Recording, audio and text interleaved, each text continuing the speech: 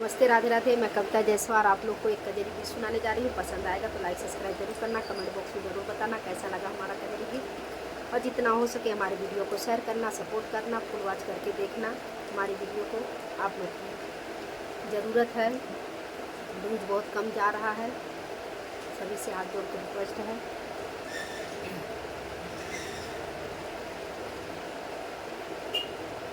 खड़ी धूप हरिया राजा कहाँ तू जाला हो ना,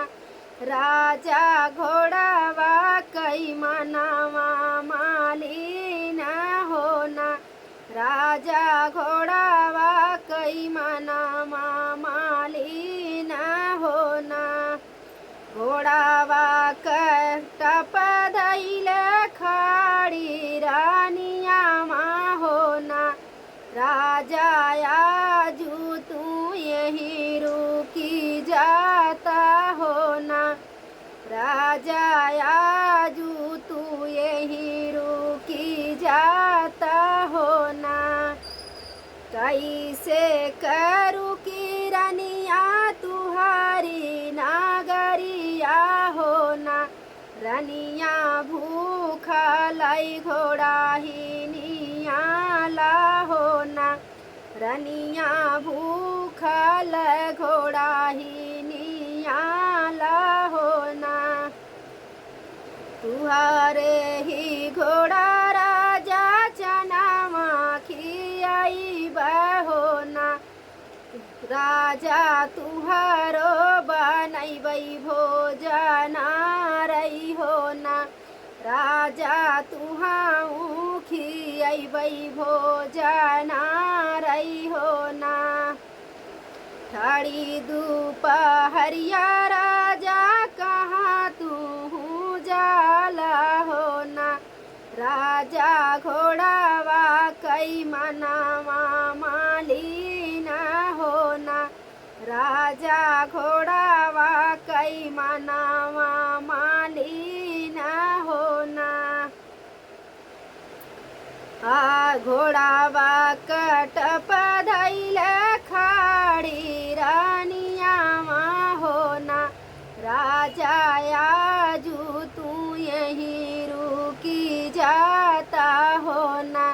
राजा आजू तू यहीं रुकी जाता हो ना, कैसे करू की रनिया तुहारी नागरिया हो ना, रनिया प्यासा घोड़ा ही नियाला हो ना, राजा प्यासा घोड़ा ही नियाला हो ना, तुहारे ही घोड़े राजा पानिया पियाई बहो ना, राजा तुहाऊ के गंगा जुड़ पानिया हो ना, राजा तुहाऊ के गंगा जुड़ पानिया हो ना, खड़ी दोपहरिया राजा कहाँ तू जाला हो ना, राजा घोड़ावा का मनावा मालिन हो ना, राजा घोड़ावा का मनावा मालिन हो ना, राजा घोड़ावा कई मनावा मालिन हो ना, घोड़ा के लगम धई के खाड़ी रानिया माँ हो ना, राजा आजू तू यहीं बसी जाता हो ना, राजा आजू तू यहीं रुकी जाता हो ना, कैसे करू की रनिया तुहारी नागरिया हो ना, रनिया निदिया से घोड़ा ही नियाला हो ना, रनिया निदिया से घोड़ा ही नियाला हो ना, तुहारा ही घोड़ा राजा सरिया सोवाई बहोना राजा आजू तू सोवा मोरी से जरिया होना राजा